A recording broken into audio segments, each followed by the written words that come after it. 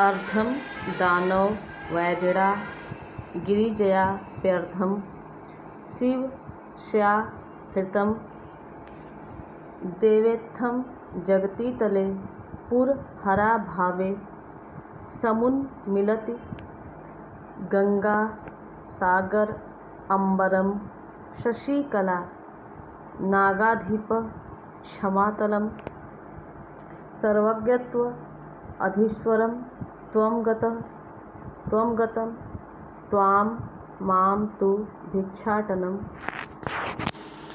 इसका शब्दार्थ देख लेते हैं। अर्धम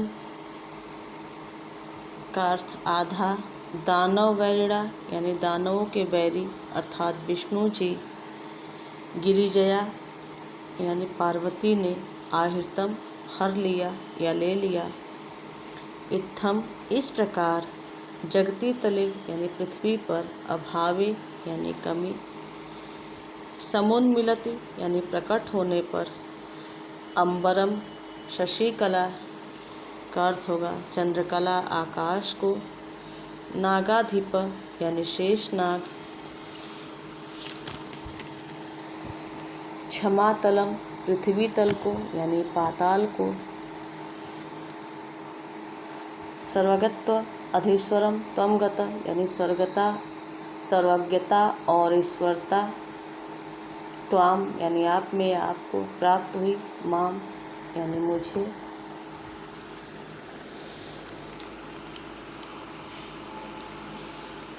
अर्ध दानव वैरिणा। अर्ध ब्राह्मण कहता है कि हे देव, शिव स्या हितम, शिव का आधा भाग, शिव का आधा अंग विष्णु जी ने, गिरजा अर्धम और आधा अंग जो है पार्वती ने, आहृतम ले लिया। शिव जी का आधा अंग विष्णु जी ने और शिव जी का आधा पार्वती जी ने ले लिया। अदेवेत्थम इस प्रकार जो है जगती तल पृथ्वी तल पर पुरहरा भार शिव जी के देह रहित हो जाने पर, शिव जी के देह रहित हो जाने पर, गंगा सागर अंबरम शशिकला, गंगा सागर में मिल गई और शशिकला चंद्रकला जो है अंबरम आकाश को। शिव जी के, भगवान शिव के देह रहित हो जाने पर, जब भगवान शिव का आधा अंग जो है विष्णु जी ने और आधा अंग पार्वती जी ने ले लिया, तो इस पृथ्वी तल पे, इस पृथ्वी पर, इस जो है शिव जी के, शंकर जी के देह रहित हो जाने पर गंगा समुद्र में मिल गई, चंद्रमा जो है वो आकाश को प्राप्त हुआ और नागाधिप क्षमातलम और शेष नाग जो है पृथ्वी तल से नीचे पाताल में, सर्वज्ञत्व अधीश्वरम त्वं गत और सर्वज्ञता और ईश्वरता, त्वाम आपको प्राप्त हुई, और माम तु भिक्षाटनम और भिक्षाटन यानी भीख मांगना जो है मुझ में आ गया। पहले ब्राह्मण जो थे भिक्षा ही मांगते थे, वही बताते हैं। मतलब शंकर भगवान जितना भी चीज़ धारण किए थे, जैसे गंगा जी को धारण किए थे, नाग शेष नाग को धारण किए थे, चंद्रमा को धारण किए थे, तो वही मतलब वो ब्राह्मण बताता है कि जब इस संसार में शंकर शिव जी का आधा अंग विष्णु जी ने ले लिया और आधा अंग पार्वती जी ने ले लिया, तब इस पृथ्वी तल पे भगवान शंकर के देह रहित हो जाने पर गंगा जो है सागर में मिल गई, आकाश जो है चंद्रमा जो है आकाश को प्राप्त हुआ और शेष नाग जो है पाताल लोक में चले गए, और जो सर्वज्ञता और ईश्वरता थी वो राजा को बताते हैं कि आपको प्राप्त हुई, और भिक्षाटन जो है मतलब भीख मांगना जो है, भिक्षा मांगना जो है वो मेरे में आ गया। राजा तुष्ट तस्मै प्रत्यक्षरम लक्ष्यम ददो।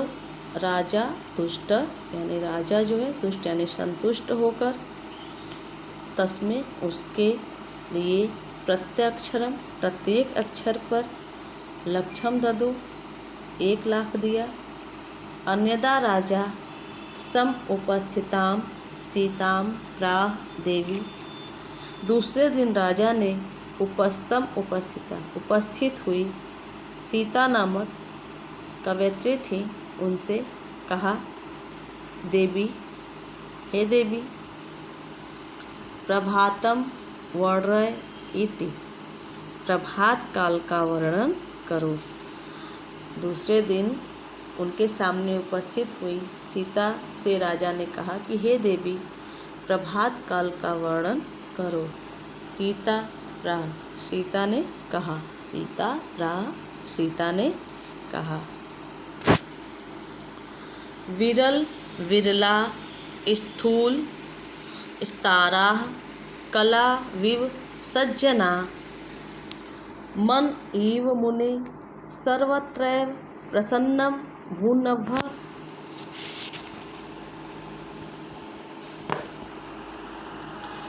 अपसरति च ध्वान्तं चित्ता सतामिव दुर्जनः, व्रजति च निशा क्षिप्रं लक्ष्मीर्नुद्या मीनामिव। इसका शब्दार्थ हम देख लेते हैं। विरल विरला यानी बहुत कम, स्थूल तारा मतलब बड़े बड़े तारे, कलाविव कलयुग में, सज्जना यानी सज्जनों, इव मतलब के समान या सदृश, मुने मुनि, प्रसन्नानुभव मतलब आकाश स्वच्छ हो गया, अपसरति हट रहा है, ध्वांतम का अर्थ अंधकार, चित्ता सताम्यु जैसे सज्जनों के हृदय से, व्रजति यानी जा रही है, निशा यानी रात, क्षिप्र मतलब शीघ्र, सर्वत्र यानी सभी जगह से, लक्ष्मीर नुद्या मीनामी उद्यमहीनों की लक्ष्मी की तरह।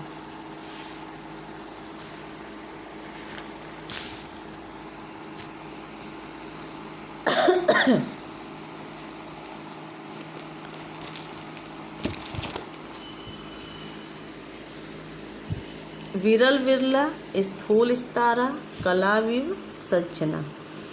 सीता कहती हैं कि कलयुग में, कलाविव कलयुग में, सज्जना कलाविव कलयुग में सज्जनों के समान, विरल विरला मतलब कोई कोई, स्थूल तारा बड़े बड़े तारे दिखाई दे रहे हैं। कलयुग में सज्जनों के समान ही कोई कोई बड़े बड़े तारे दिखाई दे रहे हैं।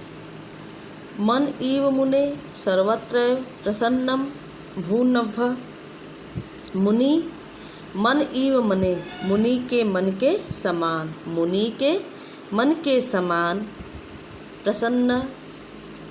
प्रसन्नम भूनभः यानी मुनि के मन के समान आकाश जो है सर्वत्र सभी जगह से स्वच्छ हो गया है।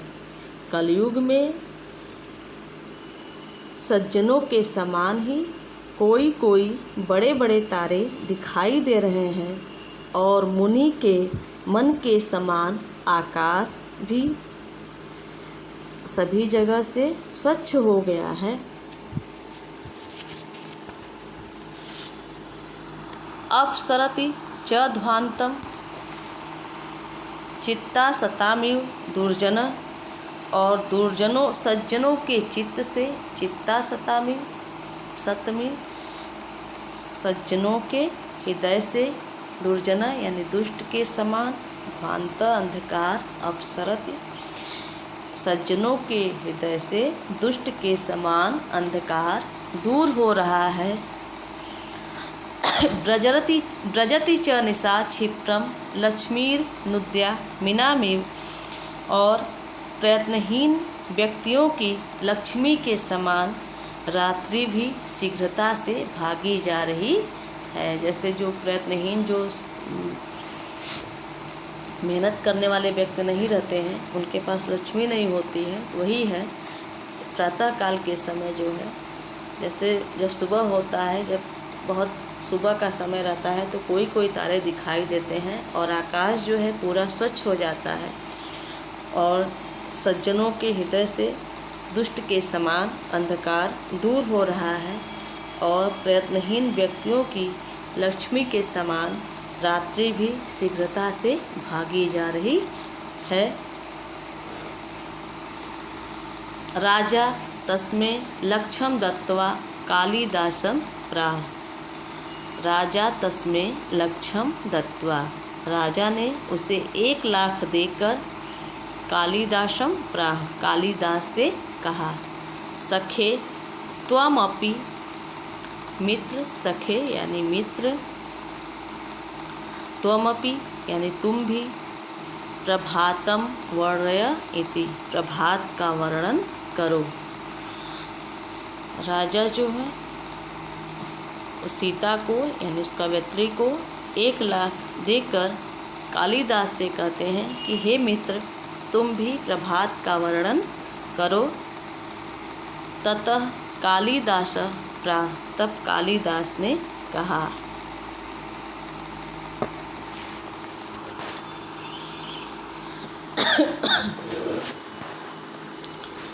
अभूत प्राची पिंगा रसपतिरिव प्राप्य कनकम गतच्छायश्चंद्रो बुधजन इव ग्राम्य सदसि क्षणं क्षीणस्तारा नृपतयः इवानुद्यमपरा न दीपा राजन्ते द्रविड़ रहिता नामीव गुणा। इसका शब्दार्थ हम देख लेते हैं। अभूत मतलब हो गई, प्राची मतलब पूर्व दिशा, पिंगा यानी पीली, रसपतिरीव यानी पारे के समान, प्राप्य प्राप्त करके, कनकम सुनहरी, गतः छायाश्चंद्र यानी कांतिहीन चंद्रमा, बुधजनिव विद्वान की तरह, ग्राम्य सदस्य यानी गवारों की सभा में, अज्ञानियों की सभा में, क्षणम का अर्थ क्षण में, क्षीण हो गए, नृपतय इव राजा के समान, युवान उद्यम परा अन उद्यमियों की तरह, राजंते यानी चमक रहे हैं, द्रविड़ रहिता नाम यानी धनहीनों के।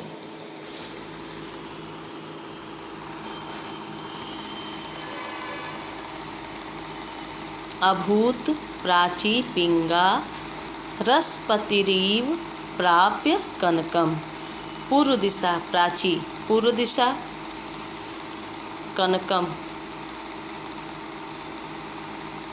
प्राप्यम पूर्व दिशा, सोने से मिलने पर, रसपतिरीव पिंगा पारे के समान पीली हो गई है, पूर्व दिशा सोने से मिलने पे पारे के समान पीली हो गई है। गतच्छाया चंद्र, गतच्छाया चंद्र, बुधजन इव ग्राम सदसी, चंद्रमा जो है गवारों की सभा में, अज्ञानियों की सभा में, ग्राम सदस्य, गतच्छाया चंद्र, चंद्रमा जो है